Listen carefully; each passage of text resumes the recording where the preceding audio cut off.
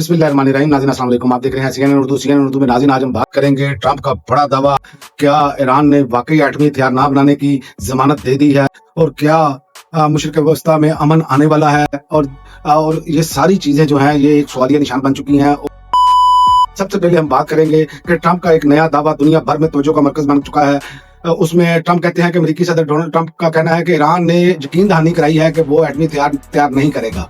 Media reports के मुताबिक America ने ईरान को एक नया और ज्यादा सख्त और अमन मंसूबा भेजा है। ट्रंप का कहना है कि इनकी तरजीह ईरान के जौहरी प्रोग्राम को महदूद करना है और आपने हरमुज़ को दोबारा खोलना है ताकि आलमी तजारत और तेल की तरसील जो है वो मामूल पर आ सके। और दूसरी जानिब ईरान ने मुहतात रद्द-ए-अमल दिया है। ईरानी रहनुमा मोहम्मद बाकर कालिबाफ का कहना था है कि ईरान किसी भी ऐसे मुआहदे को कबूल नहीं करेगा जो ईरानी अवाम के हकूक़ और कौमी मफादात का तहफ़्फ़ुज़ ना करे। और खित्ते में कशीदगी बरकरार है। ईरान ने दावा किया है कि इसने अमरीकी ड्रोन को अपनी फ़िज़ाई हदूद के करीब मार गिराया है, ताहम अमरीका ने इस दावे की तस्दीक नहीं की।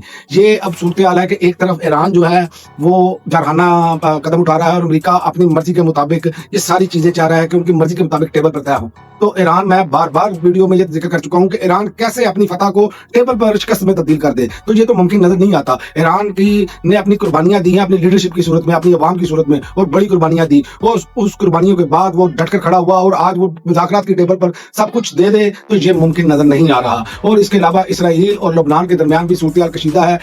इसराइली फौज ने जनूबी लबनान में अपनी कार्रवाइयां मजीद तेज कर दी हैं, जबकि लबनानी हुकूमत ने इसराइल पर सख्त इल्जाम आयद किए हैं। माहिरीन का कहना है कि अगर अमेरिका और ईरान के दरमियान जल्द कोई मुआहिदा ना हुआ तो मुशरिक वस्ता में कशीदगी मजीद बढ़ सकती है और आलमी तेल की मंडी भी मुतासर हो सकती है। अब इस बात में मैं आपको बताऊं कि इसराइल जो है वो इस टाइम उसने तकरीबन लबनान का बहुत सारा हिस्सा जो है वो कब्जे में ले लिया है और वहां पर अपना उनके तारीखी किले पे अपना परचम भी लहराया है। तो ये वो इकदाम बता रहे हैं कि ये ईरान के साथ दोबारा धोखा करेंगे। ये ईरान का मुहतात रहना और टेबल पर जाकर कुछ इनकी बातों पर लचक ना दिखाना ये साबित करता है, क्योंकि ईरान ने इससे पहले ये बात भी कही थी कि लोग बार बार कह रहे थे कि यूएई पर क्यों अपना ईरान अटैक कर रहा है, लेकिन बाद में अमेरिकी जरीदों ने ये बात कही कि यूएई अमेरिका ईरान पर अटैक करता रहा बराह रास्त। तो ये चीजें वो है जो ईरान को सच्चा साबित कर रही है मुसलसल। और कशीदगी जो है वो दूसरी तरफ इसराइल के जो नेतन्याहू के ज़ाइम है वो अपने सरजमीन को वसअत देने में लगे हैं। जैसे लुबनान है, गजा का 70% पर वो कब्जा करना चाह रहे हैं, 60% पर वो कब्जा कर चुके हैं। तो ये वो सूरत हाल है जिससे कशीदगी बढ़ रही है।